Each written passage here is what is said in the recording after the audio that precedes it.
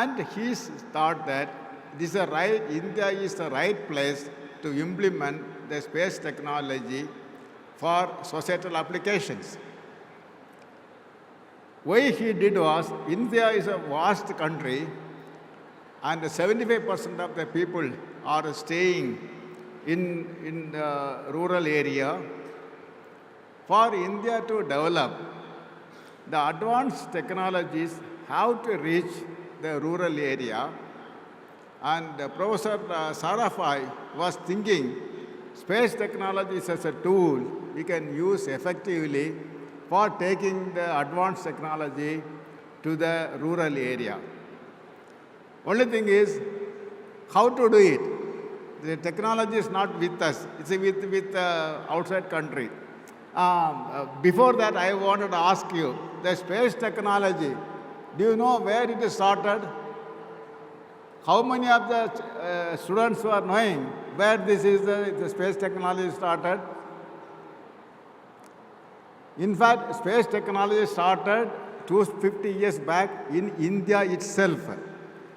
India was the first country to make use of rocket for working against a British army. This technology was taken to Germany, England. From England it has gone to Germany. From Germany it has gone to USA. From there it has gone to USSR. Finally, very interestingly, we are going and buying the technology from them. Our own technology we are given to them and we are buying from them with a cost. This is a very interesting feature. Okay. Now, once that the technology is required for benefiting the India, how to do it? It is available elsewhere. If we are taking the technology from there, it is very, very costly. हमारे हालात हैं और जिस model को हमने अपनाया, western model, पश्चिमी देश का विकास का नारा, आज उसी यूरोप में 41 डिग्री सेंटीग्रेड से लेके 47 डिग्री सेंटीग्रेड टेम्परेचर हो चुका। बोलिए किसको माने? वहां तड़प गए हैं लोग। 60% यूरोप सूख गया है। बोलिए किसका नारा लगाना है?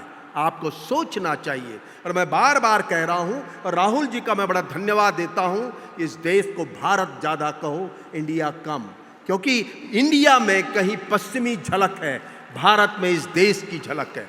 ये समझना होगा। और सत्य ये भी है कि अगर हम ये कल्पना कर रहे हैं, हमारे प्रधानमंत्री बार बार इस देश को दुनिया की चरम में ले जाना चाहते हैं और इस देश को फिर एक बार गुरु का दर्जा देना चाहते हैं। प्रणाम है उनकी इस भावना के लिए।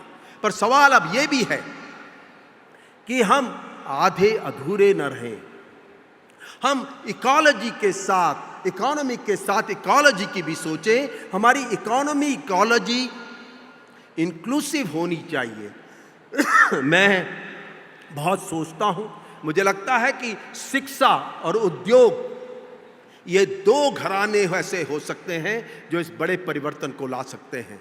वो इकोलॉजी, एनवायरनमेंट के बारे में भी अगर साथ साथ सोचेंगे तो हम जिस इनसिक्योरिटी की तरफ जा रहे हैं वो सिक्योरिटी होगी। और ये देश जहां हवा, मिट्टी, जंगल, पानी को देव कहा जाता था, जहां भगवान विष्णु समुद्र के तले में बैठते थे और भगवान शंकर हिमालय की चोटी में, पवन सुत हनुमान, ये सब हमारे परिचय थे प्रकृति के प्रति।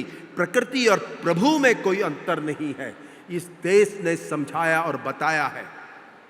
साहब इसकी समझ अब एक नए सिरे से बनानी ही पड़ेगी, क्योंकि आप ये मान के चलिए हम किसी भी बड़े पद में पहुंच जाएं और हवा, मिट्टी, पानी अगर हमारे बीच में से चला गया तो हम कहां जाएंगे। और इसी भावना से हमने अपने यहाँ ये जीडीपी की रट के अलावा हमने कहा एक जीईपी भी होनी चाहिए, ग्रॉस